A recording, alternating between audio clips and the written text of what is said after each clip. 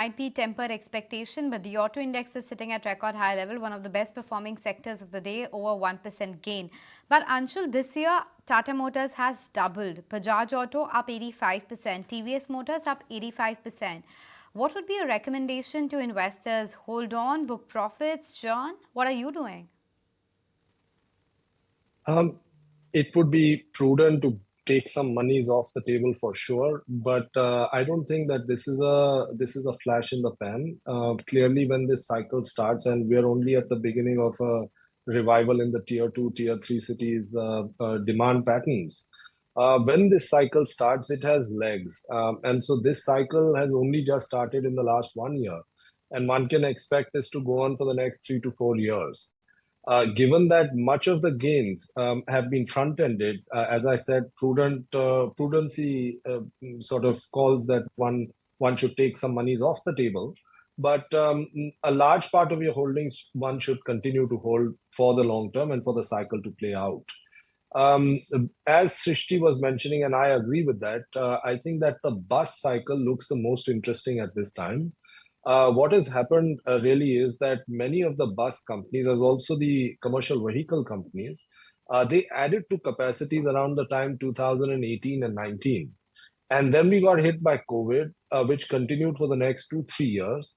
So their capacity utilization in a broad range is somewhere in the region of 40 to 60%, which means that they have no need to add capacities now that the cycle has turned. And when volumes come in, the operating leverage that many of these companies will see will be so substantial that those are not built into models at the moment. So the bus cycle really is at a tipping point, and say over the next 2, 3 years, one could see significant upside in returns as also in margins that these companies make. That seems the most lucrative. Commercial vehicles as well. That looks interesting. Passenger vehicles for the near term, I would be tepid. Two-wheelers, again positive. That's the broad view on the auto sector. Right. Anshul, it's interesting that you appear more tilted in favor of commercial vehicle, particularly buses, because just today there is a news report indicating that Delhi alone is aiming at replacing a fleet of diesel buses of 8 lakh buses which are plying on the road right now in phases, of course, which opens up a very large opportunity size, and bulk of them, I'm assuming, would go to legacy players, entrenched players like Leyland and Tata Motors and the bigger ones. So that's something to watch out for. But I want to talk to you about a stock which has done phenomenally well in 2023 and is the big daddy in aviation space, Indigo.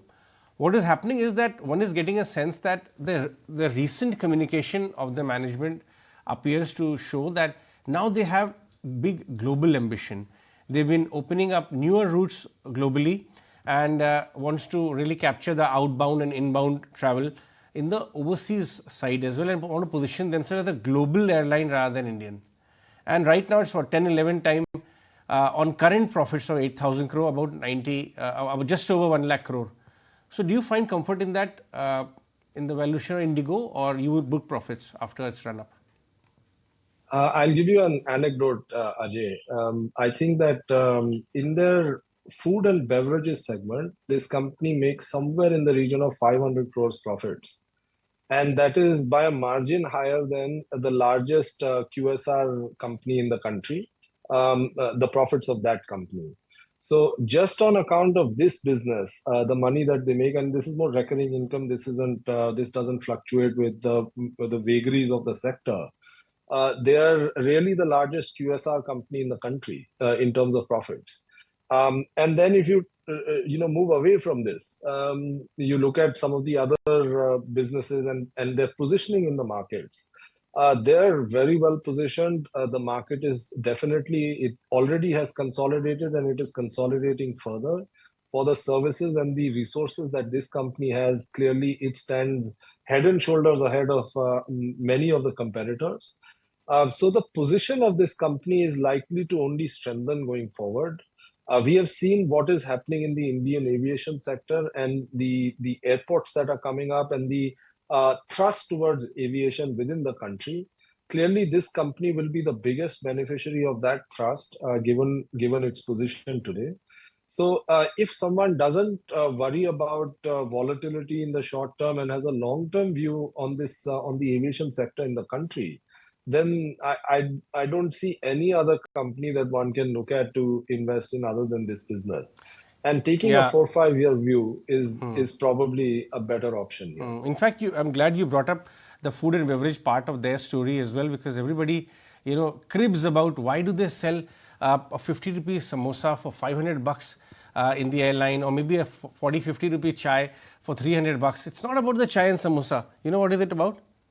Anisha, it is about they're serving it to you 25,000 feet in the air. Look at the environment is being serviced. Fair. So that is why perhaps the prices, and of course it's flowing in the profitability and shareholders benefit anyways. But Like let's that see, as one. a consumer, it's always a pain to pay that Yes. money, right? But nonetheless, I take your point, of course. But before I let you go, Anshul, I wanted your take regarding the stock of BSC as well, the Bombay Stock Exchange stock. It's almost what, triple this year. It's one of those large, wealth generators this year. What do you think about this entire, market infrastructure, equity market infrastructure stocks? And if at all you had to take a bet for the next year, what would it be? Um, Anisha, while I wouldn't want to talk about a particular stock, but since you've asked me, let me give you my opinion on this particular name.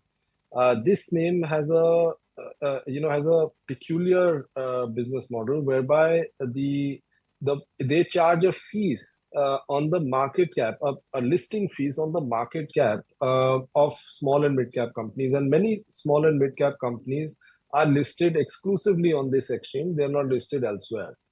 So when there is a small and mid cap rally, and you see that market caps of small and mid caps go up materially, suddenly the earnings of this company earnings inflate because they are charging a percentage of the market cap. And of course, in recent times, there has also been that excitement around F&O and the way this company has garnered some market share within the F&O segment. Given how the stock has performed, and given how the stocks in general in this space have performed, again, it would not be imprudent to take some monies off the table. It never hurts to take some profits out of the markets. And I mean, I must also mention that I have no interest. This is only for academic purposes, for analysis purposes that I'm mentioning. I have no interest in this space or in this stock in particular.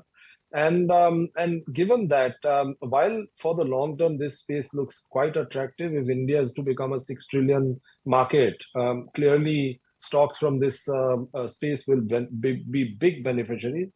But in the short term, given so much returns having been made in this space, as I said, it's not imprudent to take some monies off the table. Okay, point taken. Anshul, on that note, we'll let you go. Thanks so much for making time and speaking with us quickly.